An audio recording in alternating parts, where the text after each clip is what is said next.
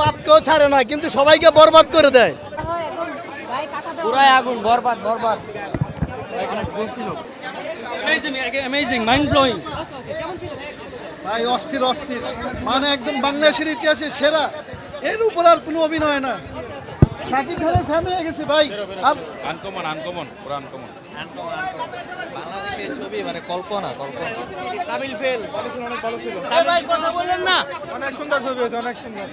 আমার জীবনের সেরা মুভি কোনটা? বরবাদ। শাকিব খানের সেরা মুভি এটা। বরবাদ বাংলা ইতিহাস ছাড়িয়ে দিবে। বরবাদের কাছে তুফান কিছুই না। বরবাদ অসাধারণ অসাধারণ ভালো অসাধারণ ভালো ছিল। অনেক অনেক এনজয় করেছি আমরা আজকে বরবাদ মুভি দেখে। ভালো ছিল, এটা আমাদের সিনেমা, এটা ভাবা যায় না, এটা আমাদের সিনেমা। গল্প ঠিক ছিল, গল্প ঠিক ছিল, এটা আমাদের বাংলাদেশের সিনেমা যে এরকম হয় ভাবাই যায় না। বাংলাদেশ সিনেমা খুবই ভালো ছিল, এটা বাংলাদেশের সিনেমা অন্তত। সাকিব খান বাংলাদেশি অ্যাক্টর হিসেবে খুবই ভালো। বান্ডেল থাকলে প্রতি সেনমানিতে টাকা বাঁচবে। বিকাশ সেনমানি বান্ডেল কিনে জিতুন প্রতি লেনদেনে। অসাধারণ মুভি ছিল। সাকিব খানের ক্যারিয়ার অন্যতম অনেক ভালো ছিল। সাকিব খানের এমন সলিড অভিনয়, এটাই আর কি। এর থেকে সাকিব খানের মানে মেগা স্টার, এই জন্য তাণ্ডব নিয়ে নতুন করে ভাবতে হবে, তাণ্ডব নিয়ে নতুন করে ভাবতে হবে।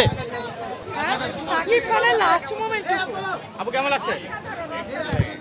এক্সিলেন্ট এক্সিলেন্ট, সকল সিনেমার হার মানাই ফেলছে। বরবাদ বরবাদ নেক্সট 5 ইয়ার্স আমরা এই সিনেমাটা সকল সিনেমার চেয়ে সুন্দর অভিনয় করেছে। সাকিবের অভিনয়ের চেঞ্জ কি ছিল এখানে? তার অ্যাক্টিভিটিস, সিনেমার যে সিকোয়েন্স বা তার যে ভাবমূর্তি, এটি আমি মনে করি বাংলাদেশের এর চেয়ে বড় অ্যাচিভমেন্ট সাকিবের আর নেই। এত সুন্দর, অনেক ভালো ছিল, একদম পয়সা উসুল ছবি ছিল। আরেকবার আসবো দেখতে। এই মুভির প্রোডাকশন এবং সেট যখন মানুষ দেখবে, এই মুভির প্রত্যেকটা সিন আর এই মুভির যে স্টোরি বিল্ড আপ এবং স্টোরি এডিটিং এর যে কাট, ইট ওয়াজ অ্যামেজিং। বাংলাদেশে এই টাইপের প্রোডাকশনের মুভি এই পর্যন্ত হয় নাই, আমি এটা লিখে দিতে পারবো। Borbaad is the finest movie of Bangladesh right now.